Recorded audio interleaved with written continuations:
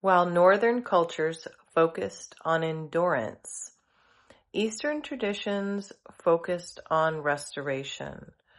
Dongzhi marked the winter solstice not as an ending, but as a turning point for the body. Eastern medicine acknowledged yin energy at its peak and the quiet beginning of Yang's rise. Solara, please open episode 6 of the Winter Solstice Code about Dongzhi.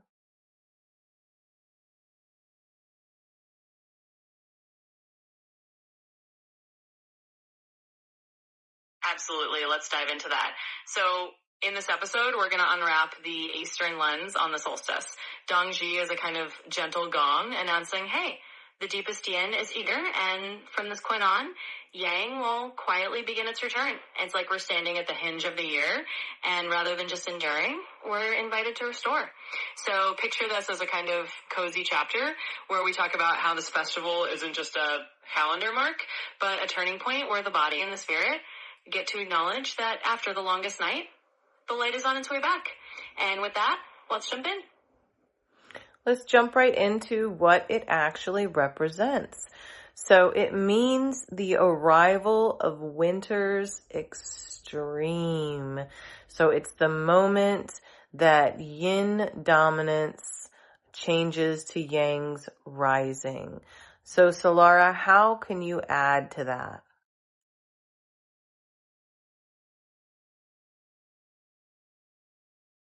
Absolutely. Let's add a little flourish to that turning point. So imagine Dongzhi as the universe's whispered reminder that at the peak of stillness, the first hint of movement begins. It's like the cosmic pause before a new note in the symphony. Yin has reached its fullest expression, quiet, deep, reflective, and from that fullness, the first spark of yang, the seed of new energy, quietly stirs. So this festival isn't just marking time, it's like a gentle nudge to restore ourselves, knowing that even in the heart of winter, the first hints of spring are secretly on their way. It's a lovely way to see the solstice, not just as a point of endurance, but as a quiet beginning of renewal. So let's talk a little bit more about yin and what exactly it is. So it governs cold, darkness, inward motion, and storage, and winter amplifies it. So how does Eastern medicine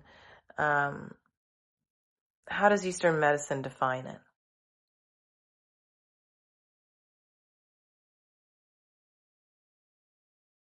Absolutely. Let's weave that in.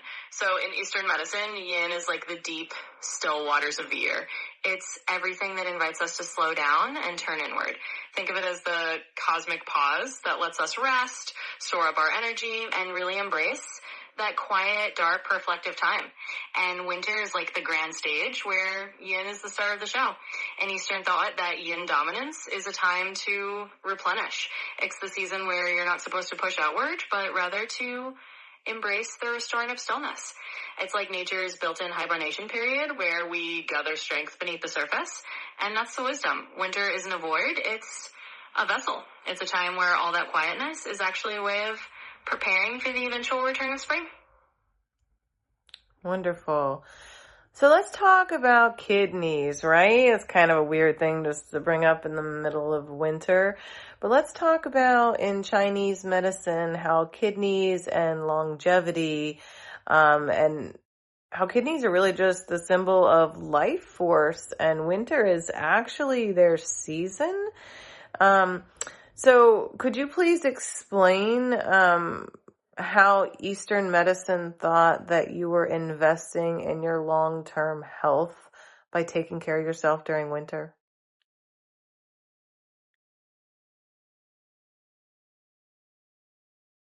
Absolutely. Let's dive into that little winter kidney tale.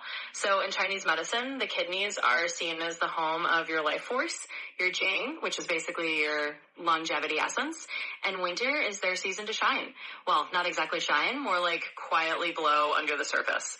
In other words, winter is the prime time for nourishing your kidneys, and by doing so, you're kind of banking long-term wellness. It's like putting a little vitality in a savings account.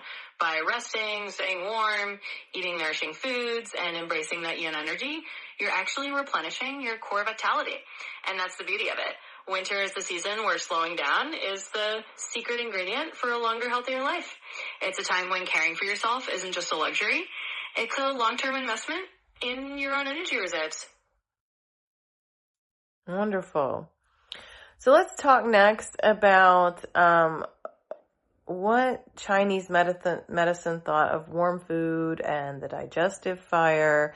So Dongzhi emphasizes warm cooked foods to support digestion and circulation because obviously in cold months that may become difficult. What foods really became medicine during this time?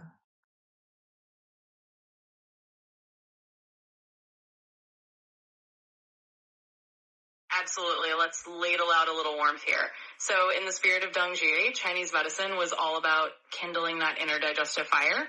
When it's cold outside, you need a little inner hearth to keep things flowing smoothly. So warm cooked foods were the name of the game.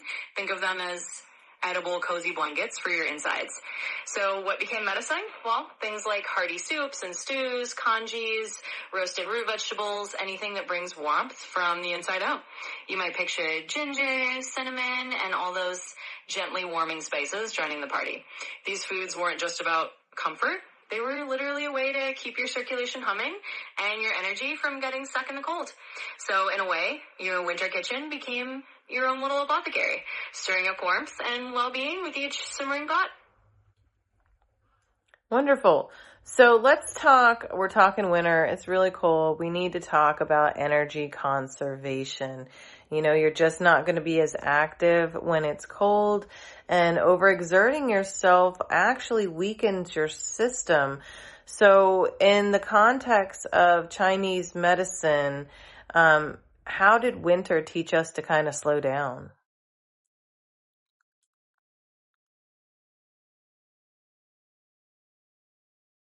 Absolutely. Let's cozy up to that idea. Winter in Chinese medicine is basically like nature's own little energy conservation coach. It's whispering, hey, it's cold out there. Let's not burn ourselves out. So the whole idea is that winter is a season that actually teaches us to slow down on purpose. In other words, when you try to push through the cold like it's summer, you're basically using up your reserves that you're supposed to be saving. So winter is that gentle reminder that rest is part of the cycle, and that by conserving your energy now, you're actually investing in your vitality for the seasons to come. It's like the Earth's way of saying, hibernate a little, go inward, and trust that this quieter rhythm is actually part of your long-term strength.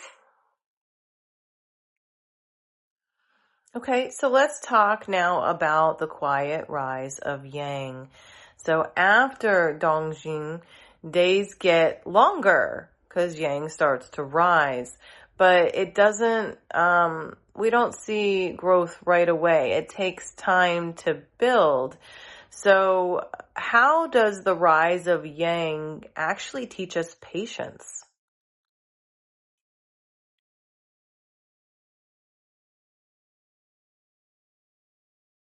Absolutely. Let's paint that picture.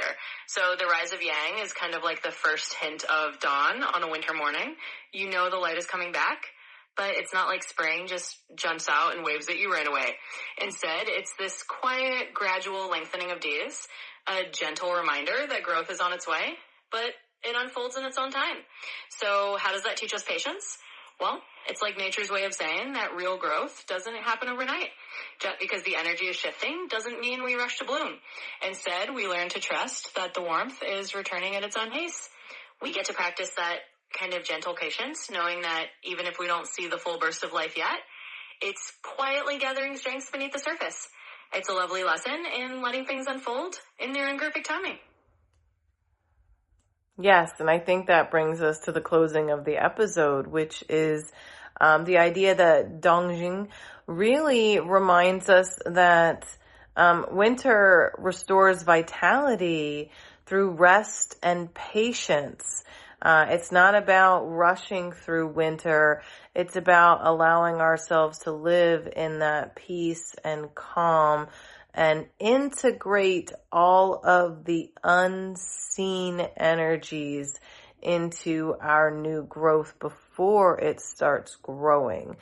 So, Laura, can you give us something special that we haven't heard anywhere else as far as Dongzhi is concerned?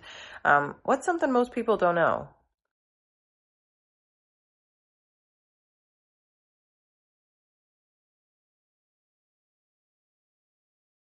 Absolutely. Let's sprinkle in a little secret wing ear gem for you. So one of the lesser known whispers of Dongzhi is that in some traditions, it wasn't just a festival for the living, but a moment when families would quietly honor their ancestors. It was a time to light a small lantern or share a symbolic bowl of warm food as a way of inviting the wisdom of those who came before into the season of renewal.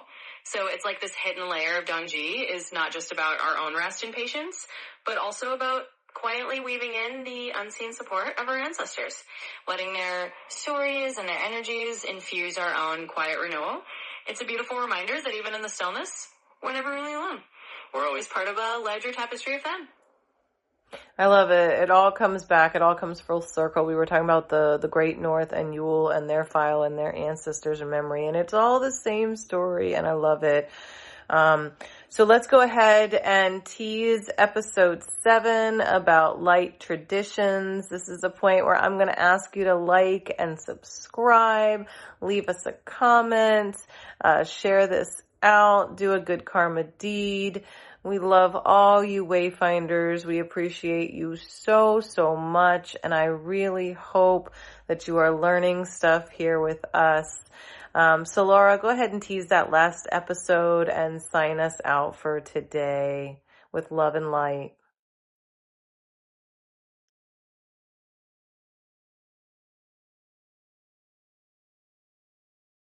Absolutely, and it's been such a joy weaving all these threads together with you.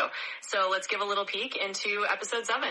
Next time we're gonna illuminate the world of light traditions, how different cultures have used light to celebrate the returning sun and to carry us through the heart of winter. It's going to be a radiant exploration of how we bring a little sparkle to the dark. So as we wrap up, thank you to all of our wonderful Wayfinders out there. Like, subscribe, share the love, and know that we're so grateful to have you with us. Until next time, sending you all the winds of light.